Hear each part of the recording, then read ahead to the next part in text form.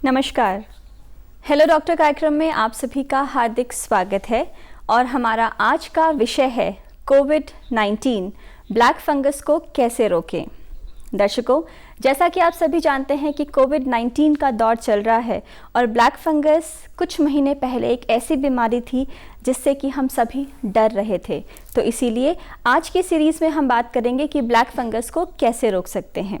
और जैसा कि आप सभी जानते हैं कि आज सोमवार है और आज हेलो डॉक्टर कार्यक्रम एक सजीव प्रसारण होता है, साथ ही एक फोनिंग कार्यक्रम भी रहता है।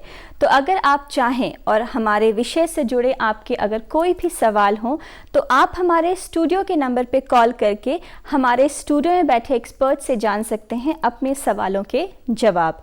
तो जल्दी से नोट कीजिए हमारे स्टूडियो के मोबाइल नंबर्स। हमारे मोबाइल नंबर्स हैं 7579428028 और हमारा दूसरा मोबाइल नंबर है 7579428047।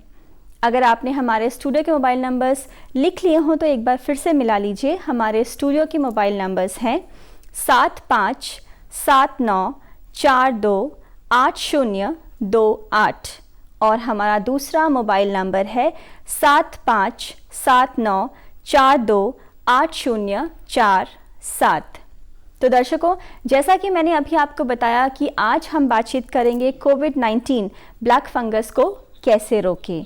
जी हाँ, और इसी विषय पर चर्चा करने के लिए आज हमने अपने स्टूडियो में आमंत्रित किया है doctor Vikas Sikarwar, associate professor ENT, गामेंदून मेडिकल कॉलेज, देहरादून, उत्तराखंड से। आपका हमारे कार्यक्रम में बहुत बहुत स्वागत है। धन्यवाद। तो आइए, जैसा कि हम बात कर रहे हैं ब्लैक फंगस की, तो सबसे पहले डॉक्टर साहब से हम यही जानते हैं कि ब्लैक फंगस किस प्रकार की बीमारी है। बेसिकली ये एक फंगस से होने वाली बीमारी है और ये बीमारी कोई नई नहीं है। ये जो हमारे मेडिकल में ये पहले से ही इस तरह की बीमारी आती रही है। लेकिन अभी ये नई बात ये हुई है कि जब से कोविड के केसेस इंक्रीज हुए हैं तो इसका नंबर भी बहुत ही तेज़ी से इंक्रीज हुआ है जी। और बेसिकली ये फंगस से होता है और ये फंगस हमारे एनवायरनमेंट में रहता है। जैसे गीली मिट्टी में रह सकता है, जहाँ पे सीलन है उस एरियाज में रह सकता है, रखे हुए खाने में रह सकता है, इवन ये हमारी बॉडी के ऑर्गन्स में भी रहता है जी। जैसे नेजल कैविटी में रहता है, जिसे कमेंसल कहते हैं। लेकिन ये बीमारी जनरली नहीं करता है जब तक कि आपकी इम्यूनिटी अच्छी है। ये बीमारी तभी करता है जब आपकी इम्यूनिटी किसी भी वजह से वीक हो जाती है।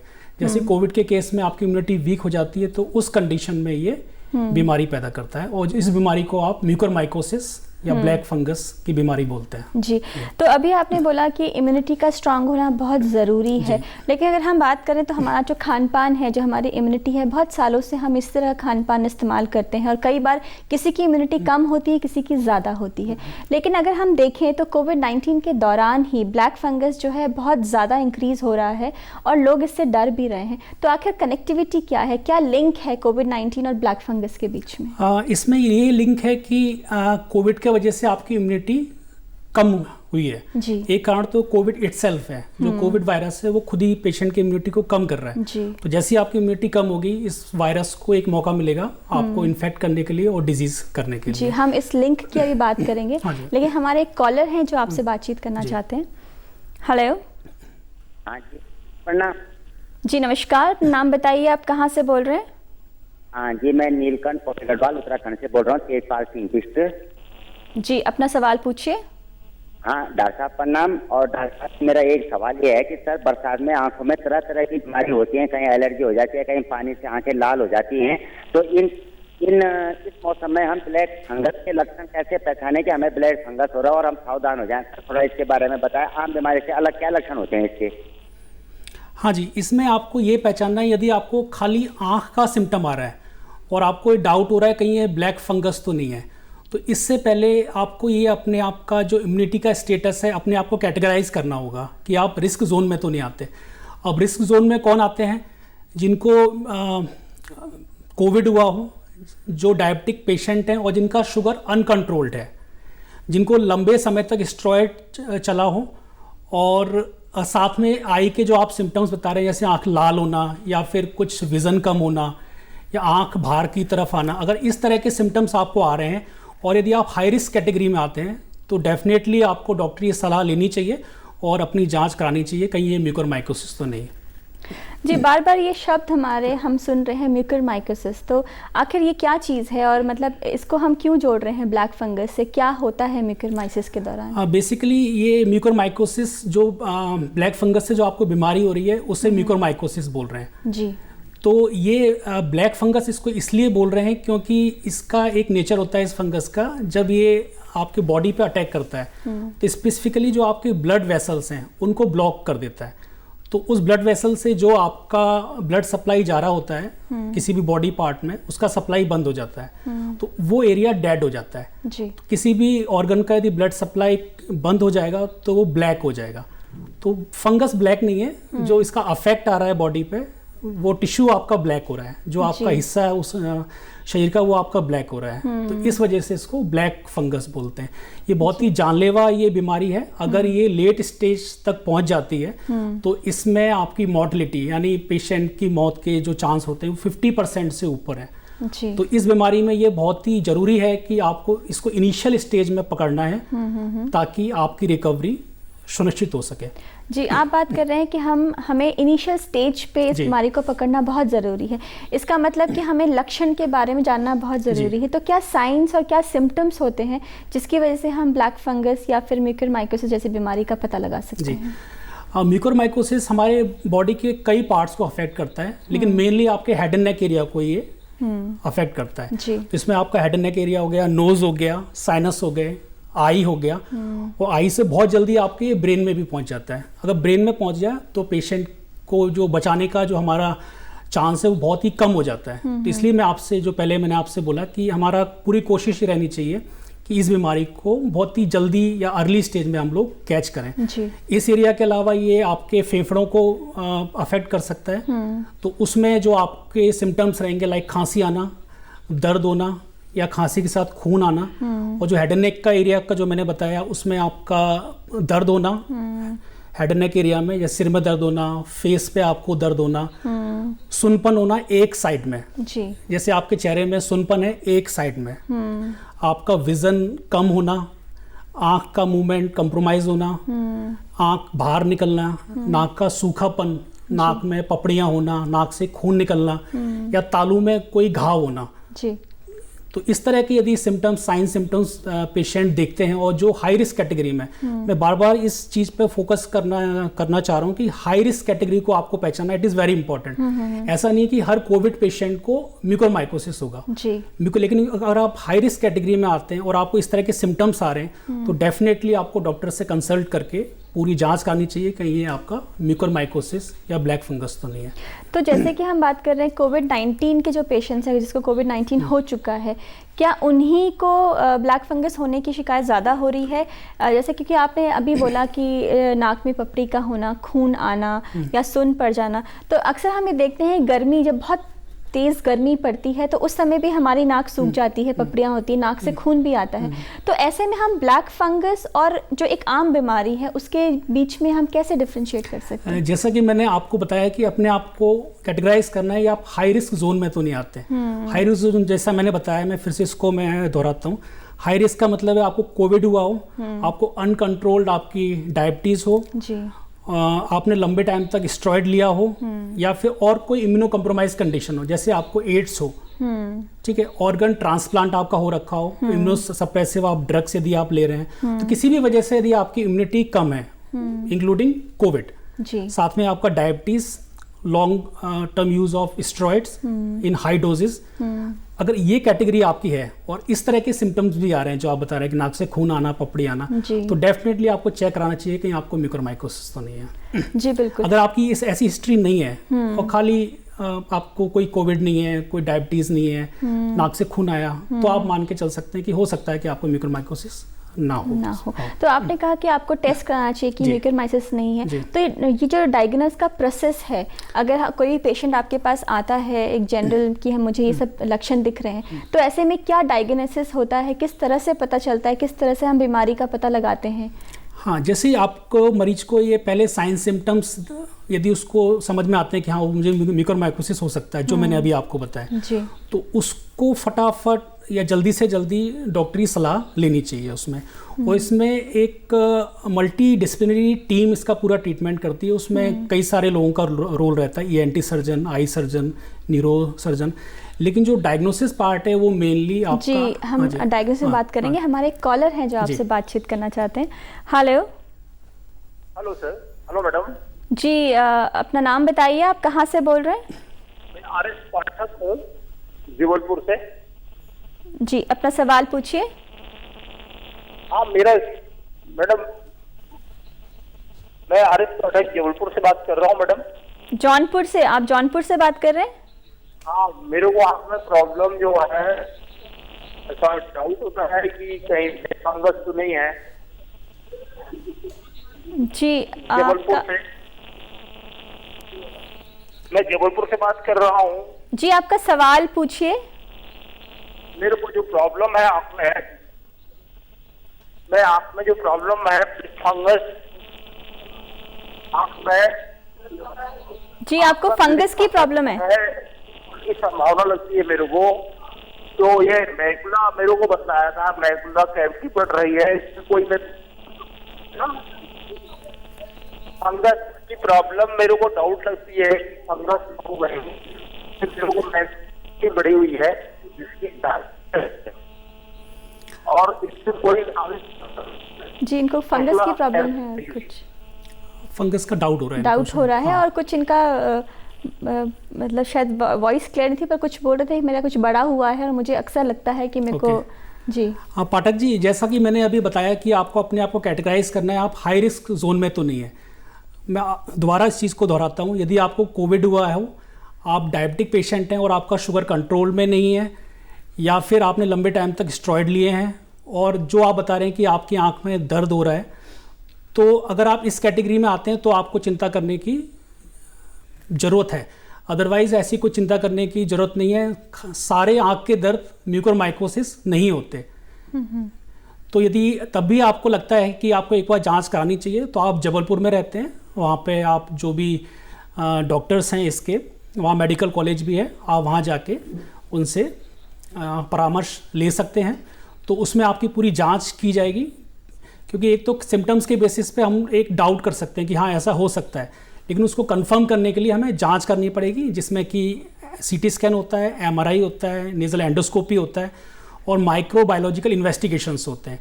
तो जब ये सारी जांचें हो जाएंगी तो आपकी स्थिति पूरी साफ हो जाएगी कि आपको म्यूकरमाइकोसिस है, ब्लैक फंगस है या नहीं है। जी, तो ये जो हम बात कर रहे थे म्यूकरमाइकोसिस के डायग्नोस, हमारे एक और कॉलर हैं जो जुड़ चुके हैं हमारे साथ। Hello hello hello hello. हाँ नमस्कार। जी नमस्कार, अपना नाम बताइए, आप कहाँ से बोल रहे हैं? मैं बोल रहा हूँ पौड़ी गढ़वाल से, ग्राम पंचायत पश्चिम आवास हूँ। जी, अपना सवाल पूछिए। ये सवाल ये था कि ये आप वो प्रधानमंत्री मुद्रा योजना से बोल रहे हैं?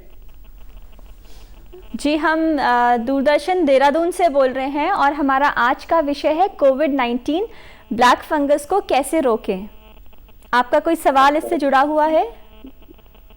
ना, सवाल तो ये था ना कि मैं दूरदर्शन से बोल रहे हैं ना? जी, दूरदर्शन से बोल रहे हैं। हाँ, तो टीवी नहीं देखा था मैंने, ये बैंक वालों का देखा था ना कि बैंक में लोन ले रहे हैं। जी, हमारा आज का विषय मुद्रा लोन नहीं है, हमारा आज का विषय है हेलो डॉक्टर कार्यक्रम है ये। शायद उनको कोई कंफ्यूजन हो गया है, लेकिन हम बात कर रहे थे ये म्यूकरमाइकोसिस की, कि डायग्नोसिस का जो प्रोसेस है वो कैसे होता है और किस तरह से हम मरीज की हेल्प करते हैं।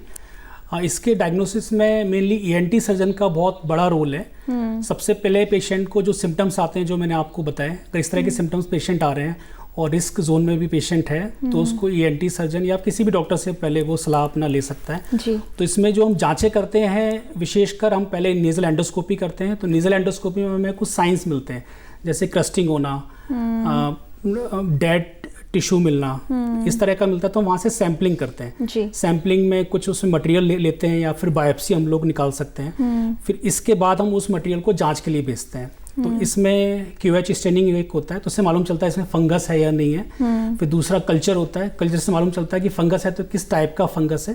और साथ में हिस्टोपैथोलॉजिकल एग्जामिनेशन जो हमने बायोप्सी लिया होता है। जब इन सब की रिपोर्ट आ जाती है तो हमें कंफर्म हो जाता है हाँ ये म्यूकोरमाइकोसिस है जी। माइक्रोबायोलॉजिकल जांचों के अलावा जो और इसमें टेस्ट हैं वो इम्पॉर्टेंट हैं, वो है CT स्कैन और MRI।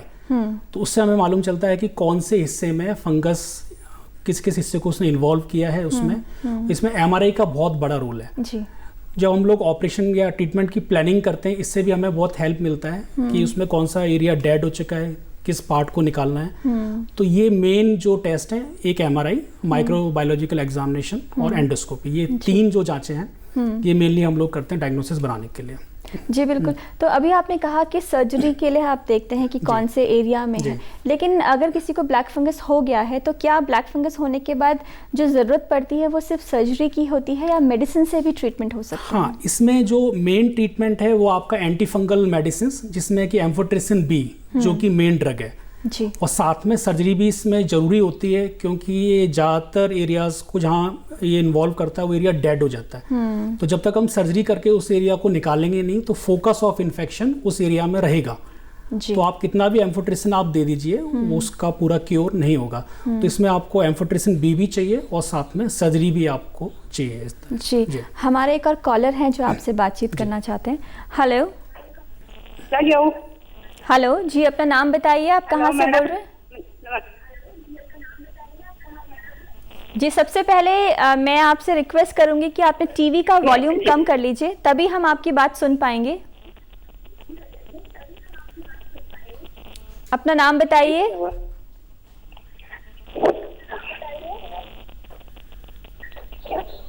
आप अपना सवाल पूछिए। मेरा नाम कृष्णा देवी है जी। अपना सवाल पूछिए। मेरा नाम कृष्णा देवी है। हाँ जी, आप अपना सवाल पूछिए। आप क्या पूछना चाहती हैं डॉक्टर साहब से? लगे रहते हैं जी। हमें आपकी आवाज़ ढंग से नहीं आ रही है, शायद नेटवर्क प्रॉब्लम है। आप थोड़ा बाहर की तरफ आके बात कीजिए। आपकी आवाज़ नहीं आ रही है और आपका क्वेश्चन हम सुन नहीं पा रहे हैं। हेलो जी, अपना सवाल पूछिए। मैडम मेरे गले में लगे रहते हैं। गले में खराश रहती है इनके। आप सुनाई दे रहा है आपको? जी जी, पूछिए। मेरे गले में लगे रहते हैं जी। हम आपका सवाल समझ नहीं पा रहे। नाक भी बैठे अंदर को, और एक बार मुझे बहुत गुस्सा आया था तो मेरी आवाज बंद हो गई। आवाज में बंद हो गई, खराश भी रहती है। जी जी। कृष्णा जी, जो आपकी कंप्लेन है कि आपकी आवाज़ थोड़ा सा बदल रही है या बंद हो रही है या फिर खराश है, तो उसके कई सारे कारण हो सकते हैं। तो उसमें पूरी जांच करनी पड़ेगी। जनरली इसमें एक एंडोस्कोपी की जाती है, तो उसमें मालूम चलता है कि किस वजह से आपका आवाज़ में बदलाव आ रहा है। उसमें कि आवाज़ में बदलाव कई कारणों की वजह से आ सकता है। सिंपल इन्फेक्शन हो सकता है या फिर इन्फ्लेमेटरी रिएक्शन, जो हमारा रिफ्लक्स होता है जिसे GRD हम बोलते हैं, जो पेट का एसिड है वो गले में आता है, तो उससे भी आपको इन्फ्लेमेशन होता है, उससे भी आपकी आवाज़ चेंज हो सकती है। कोई सिंपल पॉलिप हो सकता है वोकल कॉर्ड का, नोड्यूल हो सकता है, मतलब कई सारे उसमें कारण हो सकते हैं उसमें। तो यदि आपको आवाज़ का ऐसा बदलाव काफ़ी लंबे समय से है, अगर 3-4 दिन से है, तो जनरली वायरल या फिर एलर्जी की वजह से होता है, वो आपका ठीक हो जाता है। पर आपको लग रहा है कि आपकी आवाज़ जो बदली है वो काफ़ी लंबे समय से बदली हुई है, से आपको 20 दिन हो गए, 1 महीना हो गया, 3 महीना हो गया, तो मैं आपको ये सलाह दूंगा कि आप डॉक्टर के पास जाके, विशेषकर ENT सर्जन के पास जाके अपने गले का पूरा चेकअप करवाएं, और डॉक्टर को यदि लगेगा तो उसकी एंडोस्कोपी भी करेगा, ताकि आपका सही डायग्नोसिस बन सके और सही ट्रीटमेंट हम लोग स्टार्ट कर सकें। जी, जैसे कि अभी हमारे जो कॉलर थे जिन्होंने कॉल किया कि उनके गले में खराश है, आवाज़ भी बंद हो गई, तो क्या ये जो लक्षण है ये कहीं ना कहीं ब्लैक फंगस के लक्षण हो सकते हैं या सिर्फ ये किसी और की बीमारी की तरफ ही इशारा कर रहे हैं? नहीं, जनरली ब्लैक फंगस में इस तरह के जो सिम्टम्स हैं वो नहीं हैं। जो सिम्टम्स हैं जो मैंने आपसे पहले डिस्कस की, मेनली हेड एंड नेक के सिम्टम्स हैं उसमें, जैसे सुनपन होना, सूजन आना, दर्द होना हेड एंड नेक में, आपका विजन कम होना, आई का मूवमेंट कम होना, कोई डेड टिश्यू ओरल कैविटी के अंदर, और ये जो आंखें लाल हो जाती हैं लोगों की, क्या वो ये हो सकता है जी, म्यूकोरमाइकोसिस की वजह से भी हो सकता है, लेकिन वो अकेला म्यूकोरमाइकोसिस की वजह से होता है ऐसा नहीं है जी, बिल्कुल, वो काफ़ी उसके कारण हो सकते हैं जी। उसमें जो आपका एक जो मेरा सुझाव है, वो जो बार मैं बोल रहा हूँ, अपने आप को कैटेगराइज आप कीजिए। हाई रिस्क में आते हैं और सिंपल लालपन भी आपकी आंख में हो रहा है तो बेटर है कि उसको डॉक्टर को दिखाएं। आप हाई रिस्क में नहीं आते, सपोज आपकी एज 25 साल है, आपको कोविड हुआ नहीं है, डायबिटीज हुआ नहीं है, आपकी आंख लाल है, आप सोचें कि कोविड इतना फैला हुआ है तो क्या नहीं, म्यूकोरमाइकोसिस, क्या पता मुझे भी म्यूकोरमाइकोसिस हो गया, तो उसकी संभावना ना के बराबर है। जी बिल्कुल। जैसे कि हम देख रहे हैं कि आजकल बरसात का सीज़न है और बरसात के ही मौसम में अगर हम बात करें तो फंगस की शिकायत ज़्यादा पाई जाती है हर जगह, चाहे वो स्किन की एलर्जी हो तो फंगस हम देखते हैं। तो ऐसे में अगर हम ब्लैक फंगस की बात करें तो क्या बरसात के सीज़न में ब्लैक फंगस बढ़ सकता है, और अगर हाँ तो क्या सावधानियां हैं जो हमें लेनी चाहिए? डेफिनेटली, जैसे और फंगस की तरह ये भी फंगस है, तो और फंगस को एक परफेक्ट एनवायरनमेंट मिलता है पनपने का, तो ये फंगस भी बढ़ सकता है जी। और जैसा कि आपको पता है हम लोग थर्ड वेव एंटिसिपेट कर रहे हैं, तो हमें बहुत ही प्रिकॉशन रखना चाहिए। तो साफ सफाई का बहुत ध्यान रखें, कोई सीलन वाली एरिया है घर के अंदर तो उसको जल्दी से जल्दी ठीक करने की कोशिश करें, साफ कपड़े पहने, विशेषकर जो आपके मास्क हैं उसको फ्रिक्वेंटली चेंज करें। ऐसा नहीं एक मास्क आप 15 दिन 20 दिन आप यूज़ उसमें कर रहे हैं। और म्यूकोरमाइकोसिस के और जो प्रिवेंटिव एस्पेक्ट्स हैं, अपना शुगर कंट्रोल में रखें, शुगर रेगुलरली चेक करें, अगर लग रहा है वो बढ़ रहा है तो डॉक्टर की सलाह लेके उसको कंट्रोल में आप इसमें रखें। अपना इम्यूनिटी अच्छा करने की कोशिश करें, जैसे आप अच्छी डाइट लें, व्यायाम करें, स्ट्रेस फ्री लाइफ जिएं, तो डेफिनेटली कुछ ना कुछ ये अफेक्ट करता है आपकी इम्यूनिटी पे। आपकी इम्यूनिटी अच्छी होगी तो कोई भी फंगस आपको जनरली अफेक्ट नहीं करेगा। फंगस ज़्यादातर तभी अफेक्ट करते हैं, जैसे स्पेशली म्यूकोरमाइकोसिस, जब आपकी इम्यूनिटी कम होती है। जी बिल्कुल। हेलो उत्तराखंड कार्यक्रम के माध्यम से आज आप देख रहे हैं हेलो डॉक्टर कार्यक्रम, और आज के कार्यक्रम में हम बातचीत कर रहे हैं कोविड-19 ब्लैक फंगस को कैसे रोकें। तो डॉक्टर साहब, जैसा कि अभी आपने कहा कि जो इम्यूनिटी सिस्टम है हमारा वो बहुत बड़ा रोल प्ले कर रहा है, और अगर कोविड-19 के दौर की हम बात करें तो चाहे वो न्यूज़पेपर के ज़रिए हो या फिर हमारे दूरदर्शन उत्तराखंड देहरादून के ज़रिए हो, इन सभी में हमने पाया है कि हम बार बार बात करते हैं इम्यूनिटी को स्ट्रॉन्ग करने की अपनी। तो आखिरकार ये इम्यूनिटी को स्ट्रॉन्ग करने, क्योंकि हम तो एक नॉर्मल खान पान है, एक डाइट है, उसको हम फॉलो कर रहे हैं, तो इस दौरान हमें इम्यूनिटी को स्ट्रॉन्ग करने के लिए किन खास बातों का ध्यान रखना चाहिए? उसमें कोई बहुत ज़्यादा कुछ अलग करने की हमें ज़रूरत नहीं है। हम जो एक नॉर्मल हेल्दी लाइफ, जो एक आम आदमी जो प्रिकॉशंस लेता है, जैसी डाइट रखता है, तो बेसिकली इसमें आपको डाइट अपनी अच्छी रखनी है, और डाइट में सभी चीज़ें उसमें शामिल हों, विभिन्न प्रकार के फल हों, सब्जियां हों, विभिन्न प्रकार के अनाज हों, तो यानी एक वैरायटी ऑफ फूड्स आप लें। मैं आपसे बात करूंगी अभी, एक कॉलर है जबलपुर से। हेलो। हेलो जी, अपना नाम बताइए, आप कहाँ से बोल रहे हैं? जी, भारती तिवारी बोल रहे हैं जबलपुर से। जी, अपना सवाल पूछिए।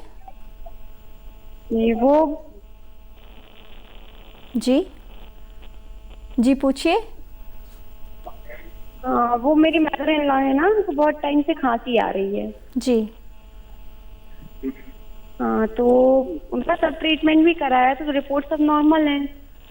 जी जी, तो उसके लिए डॉक्टर साहब से पूछना चाहते थे कि उनकी खांसी के लिए क्या ट्रीटमेंट करना चाहिए। जी हाँ जी, ये खांसी भी कई वजह से हो सकती है। उसका कॉज आपके गले में हो सकता है या फिर आपकी चेस्ट में भी हो सकता है इसमें। तो आपको गले को भी पूरी तरह से चेक करवाना पड़ेगा और साथ में छाती का भी पूरा इन्वेस्टिगेशन कराना पड़ेगा, जिसमें कि एक्सरे, सीटी स्कैन, इवन आपका एंडोस्कोपी, गले का, आपकी सांस की नली का।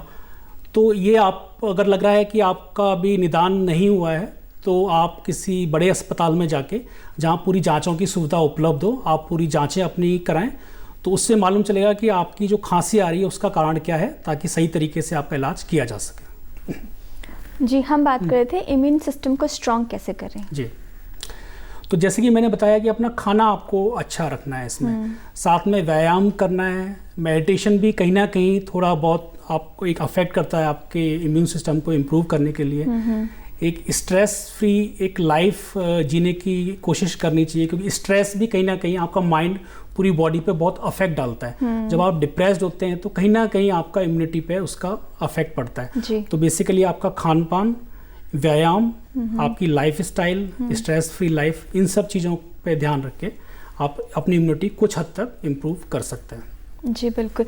डॉक्टर साहब ये बताइए कि ब्लैक फंगस की तो हम बात कर ही रहे हैं, लेकिन साथ साथ जब भी कोई पेशेंट आपके पास आते हैं, इस दौरान आपने देखा होगा कोविड-19 में जितने भी ब्लैक फंगस के पेशेंट्स थे, तो वो किस टाइप के पेशेंट्स थे आपके पास? ज़्यादा पेशेंट्स कौन सी उम्र के थे? क्या ये उम्र दराज लोगों को होता है या फिर बच्चों में भी बीमारी पाई जाती है? वैसे ये किसी भी एज ग्रुप में हो सकता है, बस कंडीशन ये है कि उसकी इम्यूनिटी कम होनी चाहिए। क्योंकि जैसे मैंने बताया, ये आपका जो फंगस है अपॉर्चुनिस्टिक इन्फेक्शन है। जी।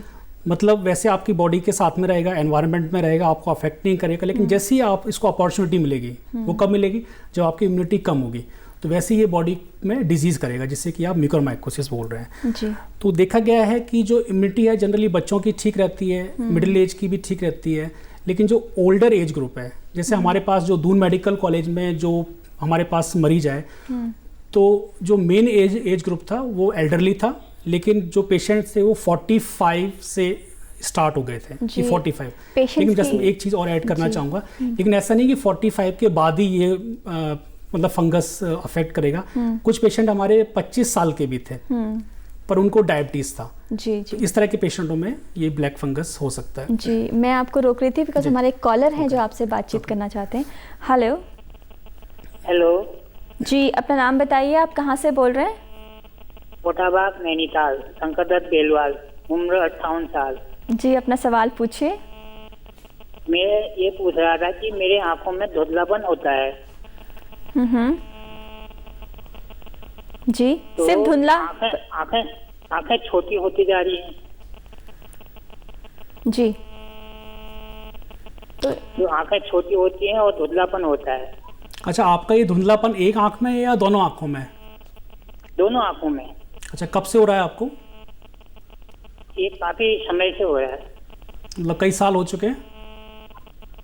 दोनों आंखों में सर। नहीं, कई साल हो चुके हैं आपको धुंधलापन होते हुए? ये करीब दो साल से ऊपर ही हो गया। हाँ, 2-3 साल से हो गया। तो म्यूकोरमाइकोसिस डेफिनेटली आपको नहीं है, क्योंकि अगर म्यूकोरमाइकोसिस होगा 2 साल से तो विजन लॉस भी हो जाएगा। तो मेरा आपको सलाह ये है, आप किसी आई डॉक्टर को दिखाइए ताकि आपकी पूरी आँख की जाँच हो सके और ट्रीटमेंट हो सके। जी बिल्कुल। तो कहीं ना कहीं जो पेशेंट्स हैं, जैसे अगर हम बात करें कि आपने कहा एल्डरली एज के पेशेंट ज़्यादा पाई गई है, तो जो डायबिटिक जो शुगर पेशेंट होते हैं या हाई रिस्क वाले पेशेंट होते हैं, तो उनको क्योंकि अगर हम एक शुगर पेशेंट की अगर हम बात करते हैं एग्जाम्पल के तौर पे, तो हमने देखा है कि उनको वैसे ही बहुत सारी परेशानियाँ रहती हैं। जैसे कई बार उनको सिर दर्द होता है या पैरों में दर्द रहता है या कभी कभी उनको स्वेलिंग भी नज़र आती है। तो ऐसे में वो एक नॉर्मल शुगर या डायबिटिक पेशेंट की बीमारी चली आ रही है, उसमें ब्लैक फंगस को अलग से कैसे हम जान सकते हैं? और पेशेंट्स आपके पास किस कंडीशन में आए, ज़रा हमें बताइए। जैसे आपको डायबिटीज़ की हिस्ट्री है और जो मैंने आपको साइन सिम्टम्स ये बताएं, अगर इस तरह के साइन सिम्टम्स हो रहे हैं जी, तो डेफिनेटली एक सलाह ले लेनी चाहिए, कहीं म्यूकोरमाइकोसिस तो नहीं है। जी। जैसे मैंने बताया कि आपको सुनपन होना एक फेस में हो सकता है, वो डायबिटीज़ की वजह से भी हो सकता है, लेकिन हो सकता है म्यूकोरमाइकोसिस भी है। जी। जैसे एक आँख की विज़न कम होना, आँख बाहर आना, तो इस तरह के जो क्लियर सिम्टम्स हैं, कुछ तो म्यूकोरमाइकोसिस के क्लियर सिम्टम्स हैं और कुछ सिम्टम्स ऐसे होंगे जो डायबिटीज़ में भी हो सकते हैं। जैसे सुनपन है, हो सकता है वो डायबिटीज़ में भी हो, दर्द हो सकता है मतलब डायबिटीज़ में भी हो, लेकिन कोई नेक्रोटिक टिश्यू आपका बन रहा है, ये पूरा ब्लैक हो रहा है, डेड हो गया टिश्यू, आँख बाहर आ रही है, तो ऐसे में ये क्लियर सिम्टम्स हैं फॉर म्यूकोरमाइकोसिस। जी। तो डॉक्टर साहब ये बताइए कि जब भी कोई पेशेंट आपके पास आए हैं, आपने देखा होगा इस दौरान कोविड-19 के दौरान बहुत सारे पेशेंट्स ब्लैक फंगस को लेकर भी आपके पास आए होंगे, तो ऐसे में जो उनका रिकवरी रेट रहा है वो कितना रहा है? मतलब मेडिकल ट्रीटमेंट, सर्जरी, पहले मेडिकल ट्रीटमेंट होगा या फिर सर्जरी होगी, उसके बाद जो रिकवरी रेट रहा है, कैसे रहे वो पेशेंट्स आफ्टर ब्लैक फंगस की डिजीज? इसका जो लिटरेचर में डॉक्यूमेंटेड है, इसका जो मॉर्टलिटी है इट इज़ मोर देन 50%। तो ये बहुत ही घातक बीमारी है अगर ये लेट स्टेज तक पहुंच जाए। यदि मैं दून मेडिकल कॉलेज की बात करूं तो जितने भी पेशेंट हमारे पास आए उसमें सिर्फ एक पेशेंट एक्सपायर हुआ।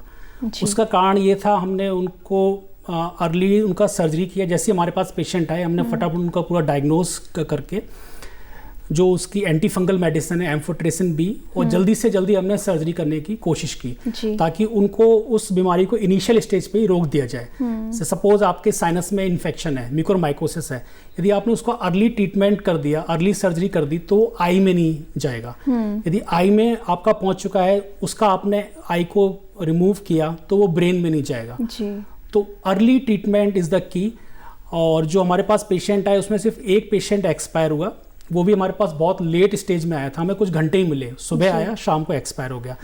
अदरवाइज ये कहते हुए मुझे बहुत खुशी है कि जितने पेशेंट हमारे पास आए अभी तक सब ठीक हैं, वो सभी का डिस्चार्ज हो चुका है और वो पेशेंट सभी फॉलोअप में आ रहे हैं। इसमें मैं एक चीज़ और बोलना चाहूँगा, इसमें हमारे प्रिंसिपल डॉक्टर आशुतोष सयाना जी का बहुत बड़ा रोल रहा। पूरा इंफ्रास्ट्रक्चर डेवलप करने के लिए, मेडिसिन एम्फोटेरेसिन अवेलेबल करवाने के लिए, ताकि हमें ट्रीटमेंट में कभी किसी चीज़ की कमी नहीं रही। जैसे और जगह आप सुन रहे होंगे कि एम्फोटेरेसिन नहीं मिल रहा है, कभी ये हो रहा है, पर हमारे यहाँ ऐसी कोई दिक्कत नहीं आई। इसमें उत्तराखंड सरकार का भी बहुत बड़ा एफर्ट है कि टाइमली हर चीज़ हमको मिल पाई और हम सभी पेशेंटों को बचा पाए। जी बिल्कुल। डॉक्टर साहब हमारे स्टूडियो में आए और आपने हमारे दर्शकों को इतनी बढ़िया जानकारी दी, इसके लिए आपका बहुत बहुत धन्यवाद। धन्यवाद। दर्शकों, मुझे उम्मीद है कि आपको हमारा ये कार्यक्रम पसंद आया होगा और आप जान चुके होंगे कि अगर आपको ब्लैक फंगस के कोई भी लक्षण नज़र आते हैं तो आपको सीधे डॉक्टर से जाना है और उनसे मिलना है। आप चाहें तो हमें पत्रों के ज़रिए भी संपर्क कर सकते हैं, तो जल्दी से नोट कीजिए हमारा पता है हेलो डॉक्टर, दूरदर्शन केंद्र, हरिद्वार बाईपास रोड, निकट रिस्पना पुल, देहरादून, उत्तराखंड। तो आगे भी हेलो डॉक्टर कार्यक्रम में दूरदर्शन देहरादून के माध्यम से हम ऐसे ही कार्यक्रम लेकर उपस्थित होते रहेंगे। तब तक के लिए आज्ञा दीजिए। नमस्कार।